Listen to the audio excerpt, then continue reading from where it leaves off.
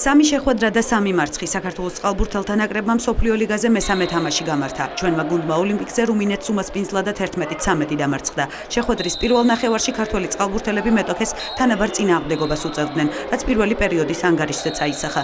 მასპინძლებისთვის გარდამტეხი მესამე მეოთხედი აღმოჩნდა, როდესაც სტუმრებმა თამაშის სადავეები ხელში ჩაიგდეს და წინ გასვლაც შეძლეს. თამაში რუმინელების სასარგებლოდ დასრულდა.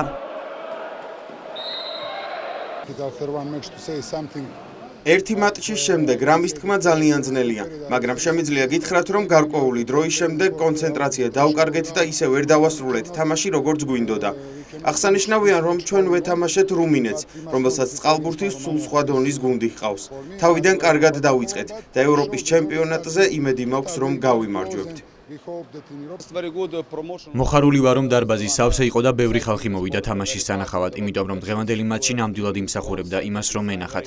ვიცით, რომ თანაბარ პირობებში არ ვიყავით, ქართველები სახლში თამაშობდნენ და დიდი мотиваცია ჰქონდათ, რომ თამაში გაეხსნათ და გამარჯვება მოიპოვებინათ.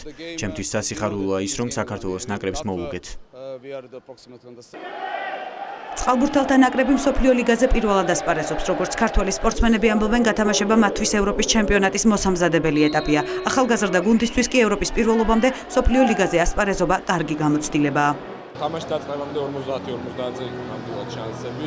ალბათ რაღაც მომენტში დაგვაკვდა, მე ვფიქრობ, კონცენტრირება ჩემი აზრით, რაღაც მომენტში დაუშვით დიდი შეცდომები, ერთი ნაწილი იყო თამაშის, სადაც გადავტეხეს, ასე რომ ვთქვათ, და მე უკვე ძნელი იყო დაწევა. პირველად თამაშობ მსოფლიო ლიგას, ეს ჩვენი ნაკრებისთვის ძალიან დიდი წარმატებაა და დიდი გამოცდილება, იმიტომ რომ ძალიან ახალგაზრდა გუნდი ვარ და ახალგაზრდა მოთამაშეები ყავს ამ წელს. ძალიან დიდ გამოცდილებას მიიღებენ ისინი, რაც შეეხება დღევანდელ მატჩს, ძალიან სამწუხაროდ წავაგეთ, იმიტომ რომ მთელი დასაწყისში თამაშის ვიგებდით. ნამდვილად არ მეგონა ამ მატჩს თუ წავაგებდით, იყო ბევრი შეცდომა ჩვენგან დაშვებული და არა უშავს. თავარია რომ ევროპაზე ყავს ჯგუფში რუმინეთი და იქ მოვიგოთ. ბოლო ადგილოსან რუმინეთთან მარცხის გამო საქართველოს ნაკრებმა სტუმრებს ადგილი გაუცვალა და ჯგუფში 0 ქულით ბოლო პოზიციაზე გადაინაცვლა. მომდევნო შეხვედრას ჩვენი გუნდი 16 თებერვალს უნგრეთის წინააღმდეგ გამართავს.